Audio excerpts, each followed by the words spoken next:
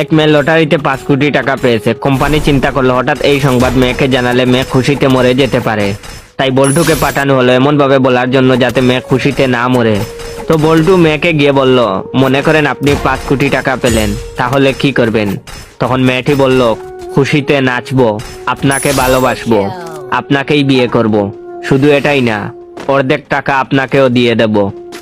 এটা শোনার পর শালা বল্টু নিজেই খুশিতে মইরা গেল। বল্টু, পল্টু, আবুল, মফিজ 4 বন্ধু 5 স্টার হোটেলে ডিনার করেছে। ডিনার শেষে 4 জন বিল দেওয়া নিয়ে তর্ক করছে। এ বলে আমি বিল দেব, ও বলে আমি বিল দেব। হোটেলের ম্যানেজার এই কাণ্ড দেখে মনে মনে হাসছে আর বলছে, পৃথিবীতে এখনো এরকম বন্ধুত্ব দেখা যায়, বিশ্বাস হয় না। আমারও যদি এরকম বন্ধু থাকতো। এক পর্যায়ে 4 জন মিলে সিদ্ধান্ত নিল যে একটি দৌড় প্রতিযোগিতা হবে।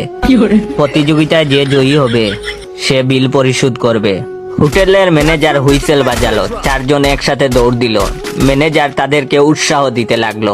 সেই যে তারা দৌড় দিল আর ফিরে আসেনি। গল্পটা আজ থেকে 50 বছর আগে।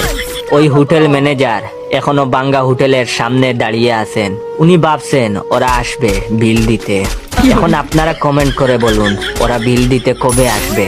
যদি আপনারা বলতে পারেন না, তাহলে আপনার বন্ধুদের শেয়ার করে জিজ্ঞাসা করতে পারেন ওরা কবে বিল দিতে আসবে। বিদ্যুতের এমন কর্মকাণ্ড দেখে আমি আমার ছাত্রলীগের এক বন্ধুকে বললাম, কিরে বন্ধু, এতদিন ধরে দেশে উন্নয়ন হচ্ছে বললি, তাইলে এখন লোডশেডিং করে কেন? তখন আমার বন্ধু বলল, আমাদের মন্ত্রী কি বলেছেন তা শুনোস নাই? আমরা তো সুখে আছি, ব্যস্ত আছি। এখন তুই বল, বেহেশতে কি কারেন্ট লাগে?